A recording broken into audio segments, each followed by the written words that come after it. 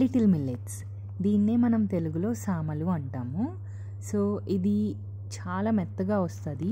మనం సామలతో ఏమేమి చేసుకోవచ్చు అంటే ఇడ్లీ, దోశ, పొంగలి, రైస్, స్పాంజ్ దోశ, ఇలా చాలా రకాలు చేసుకోవచ్చు.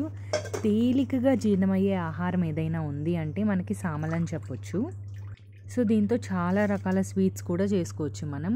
సో ఫస్ట్ నేను ఏం చేశానంటే 1 కప్పు మినప్పప్పు, పొట్టున్న మినప్పప్పు తీసుకున్నాను నేను. 1 కప్పు పొట్టున్న మినప్పప్పుకి 2 కప్పుల సామలు నానపెట్టుకోవచ్చు.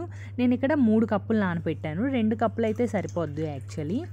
సో ఇక్కడ నేను 1 కప్పు మినపప్పు వేసేసి తర్వాత 3 కప్పులు సామలు వేసేసి అటుకులు ఒక 3 టేబుల్ స్పూన్ అటుకులు, ఒక 4 గింజలు మెంతులు వేసి నానపెట్టుకున్నాను.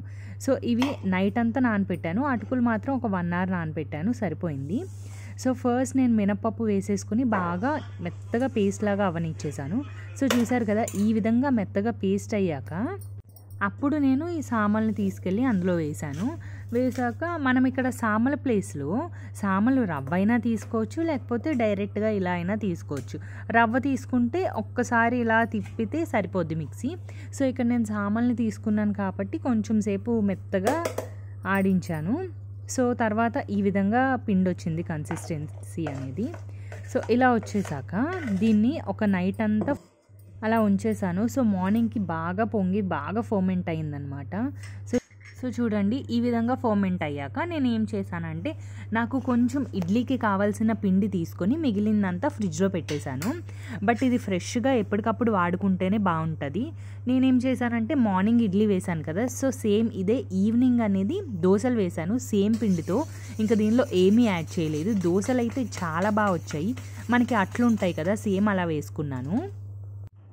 సో టేస్ట్ కూడా చాలా బాగుంది. తర్వాత మార్నింగ్ ఏం చేశానంటే నేను ఇది ఇడ్లీ వేసుకున్నాను అనమాట.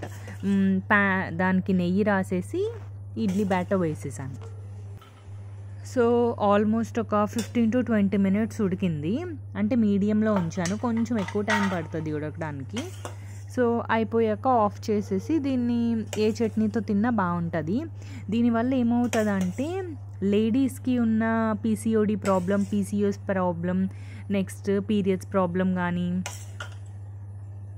ఇలా చాలా ప్రాబ్లమ్స్ అనేవి తగ్గుతాయంట ఈ లిటిల్ మిల్లెట్ తినడం వల్ల. అండ్ మిల్లెట్స్ అన్నీ కూడా చాలా యూస్ఫుల్ ఉంటాయి. అండ్ ఇంకొకటి ఏంటంటే కంటిన్యూగా మిల్లెట్స్ అనేవి మనము తినకూడదు అని చెప్పేసి రీసెంట్గా ఒక బుక్ చదివాను నేను, కాదర్వల్లి గారిది. సో ఆయన ఏం చెప్పారంటే మనము ఫస్ట్ 2 days ఈ కొర్రలు తీసుకున్నాం అనుకోండి, నెక్స్ట్ 2 days ఇంకో మిల్లెట్ తీసుకోవాలి, నెక్స్ట్ 2 days ఇంకొకటి, అలాగా రిపీట్ చేస్తూ ఉండాలంట. సో ఎవ్రీ 2 daysకి మిల్లెట్స్ అనేవి మార్చాలి. సో ఇప్పుడు నేను ఈ 2 days లిటిల్ మిల్లెట్స్ తీసుకున్నాను కదా, నెక్స్ట్ అనేది ఇంకొక టైప్ ఆఫ్ మిల్లెట్ తీసుకోవాలి ఇంకొక 2 days. అలాగా 2 days అలా 10 days ప్రాసెస్ అయిపోయాక 5 మిల్లెట్స్ కదా ఉంటాయి. తర్వాత నెక్స్ట్ 5 days అలాగా. సో మనకి మంత్లో 30 days కాబట్టి అలాగా ఒక మిల్లెట్ని 3 times తీసుకోవచ్చు అనమాట. సో ఆ విధంగా తీసుకుంటే ఎటువంటి సమస్యలు రావు. చాలా అంటే చాలా హెల్త్ బెనిఫిట్స్ ఉన్నాయి అని చెప్పేసి చెప్తున్నారు. అండ్ దీనివల్ల ఏంటంటే మనకి ఓవర్ వెయిట్ అయిపోం మనం. నేను ఇది యూజ్ చేశాను ఇంతకుముందు ఒక 4 months or 6 months బ్యాక్ ఎప్పుడో యూజ్ చేశాను. వెయిట్ బాగా రెడ్యూస్ అయ్యాను నేను.